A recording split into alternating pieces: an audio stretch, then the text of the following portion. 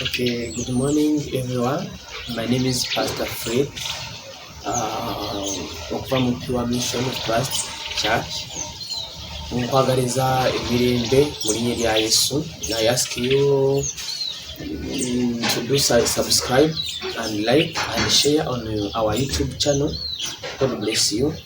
So olunaku lwa leero ndi n'ekigambo kyenkuletedde nekigamba nti ani gw'osigadde naye mu nnyumba yo.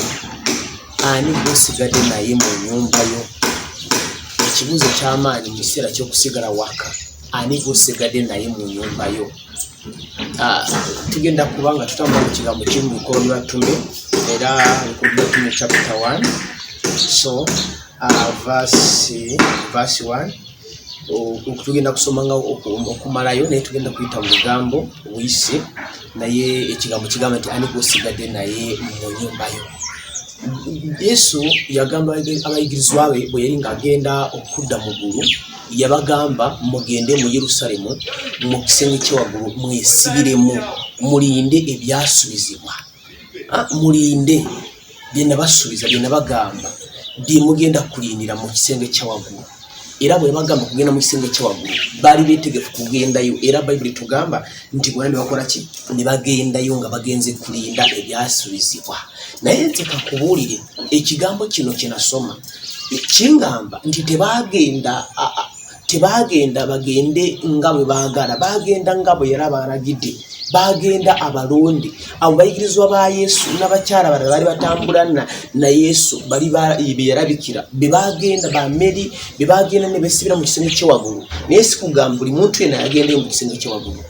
Wova olaba ebiseera ebisinga bwe tugamba nti twegalire mu nnyumba, nja kubuuza nti ani gwe weegalidde naye mu nnyumba yo? So tuli mu nnyumba ku lw'embeera naye ani? Nze nja kugamba olunaku lwalo nja kugamba nti kino kiri ku pulaani ya Katonda, kirwaki Mukama gambye weesibye mu nnyumba.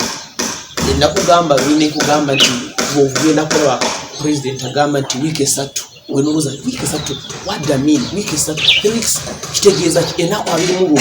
Kitegeeza ki? Daniel yazisaba nga agenze ebisuubizo bya Katonda, waliwo ekyabeerawo, waliwo ebintu bibeerawo nga olaba nga birina meaning endala mu byensi. Kino kiseera kya bunnabbi, kino kiseera kya kulowooza Mukama yogera ki, kino kiseera kya kusukuka, kino kiseera nze abantu bantamye bikoba mbere okukola munange mujja kunsonya njogerayo ya kinabbi. Ebiseera ebisinga Jeremiya yali ayogera ng'alimu okuyombesa abantu naye nga si byakuyomba bya mubiri, bya mwoyo. Nze sokulaba ekintu kirimu okunnuma ennaku zino. Abantu bangi balowooza kino kiseera kyakusaaga, kyebafunye kyakusaaga. Weesibidde mu nnyumba, bye weekola mu nnyumba Mukama alimu okubiraba. Kubanga kakiseera awaliwo bye wakola ne bitamunyumira. Anakuwadde akaseera kakwenenya mu kifo ky'okubeera mu nnyumba n'osaba. Oyinza okuba oli ku bintu birala byesimanyi, muvi ze mulaba zifaanana zitya. Musiibye ennaku meka mu wiiki nga muli mu nnyumba? Abayigirizwa ba Yesu bagenda babeerayo ennaku ezaali ziwera nga bali mu kisenge ky'ewaggulu. Bayibuli tugamba nti bagenda ne babeerayo ne batandika kusaba, ne bambala maanyi, kati bafuna omwoyo mutukuvu. Era omwoyo mutukuvu bafuna yabawa obuyinza bwa kukola. Singa weesibidde mu nnyumba bulungi ne osigala mu nnyumba yo ne Yesu, n'osigala mu nnyumba yo ne Yesu, waliwo bagenda kufuna mu nnyumba n'ebyamagero.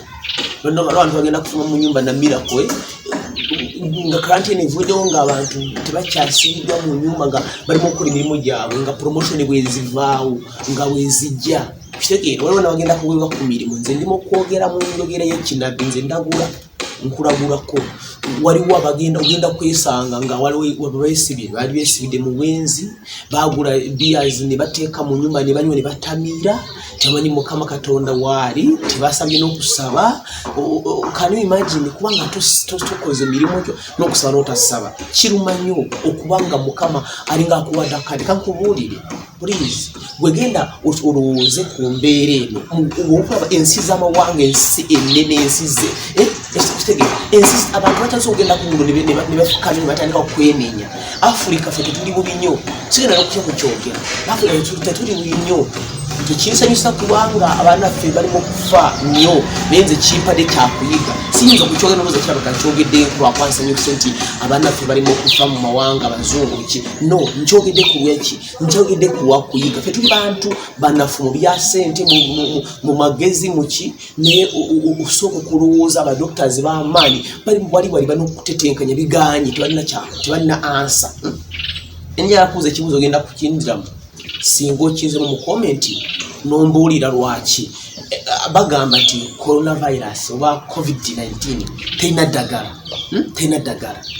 ddagala naye ombuulire abawona kizo kibawonya nze kino mukama kingamba nga ekirwadde kyakajja mukama nangamba mwana wange genda obuulira abantu bagambe nti ekirwadde nga bwekize nkise naye kyekiseera kyokwenenya ne bamala ne banoonya bwemala kunoonya njalanga emitima gyabwe migonvu nja kujjako ekirwadde kigenda kugenda bugenzi era nze mukama nga tewali eddagala ligenda kulabika waliwo abantu bagenda kuwona nga tebaliwulira eddagala era mujja kiraba kubanga nabalimu okuwona ngamba mu Uganda bamawe bawonyi bameka eddagala balijjemu tewali ddagala muyinza okubona nti America terina ddagala China terina ddagala France tewali nsi erina ddagala lya covid-19 naye bantu bawona nze njagala waveeyo omuntu ajja nnyonnyole kino kikulaga nti bya Katonda kino kikulagira ddala nti Katonda yakoze kintu sigenda kuwaliza Katonda sigenda n'okukola sitaani naye nze kyekugamba kiri kimu kuvadda nakikugamba muka video akasooka nekugamba nti Katonda walense ekiseera kituuka nakozesa maanyi ag'ekitalo ag'amaanyi okulaga ensi nti ye kennyini yasobola bantu bavudio ne bagamba tusobola tukola kino naye nze kankubuulire ogenda onoonye ebitabo some ogende ku YouTube ogenda onoonye wonna ku Google onugulinge then oje neki na ansa yange ongambe nti nategedde nti kirwadde kino kirina eddagala tewali ddagala naye nga abawonye bakyana abawonyeza kiki ekiwonyeza abantu bawonye ogenda kumbuulira okole ogende owandiike wansi mu komenti ogambe nti abakoze ki abawonye umanye ki kibawonyeza nze nakugambye kintu eki munoonye mukama tunoonye mukama ani golinayo mu nnyumbayo bayibuli tugambye tabagize ba Yesu bagenda mu kisenge ky'abantu ne beesibirayo ne basaba ne banoonya omutima nga guli wamu tulina ekizibu kubanga bakyashi gabadde nga abantu bali mu kyaki naye nga guntayagala munne entalo ziki ziri mu basumba ziri mu bayini entalo ziriwa mu makyaki tusewo nga twekubaganya omu avumirira munne si ekimukama si ekyeyatuyitira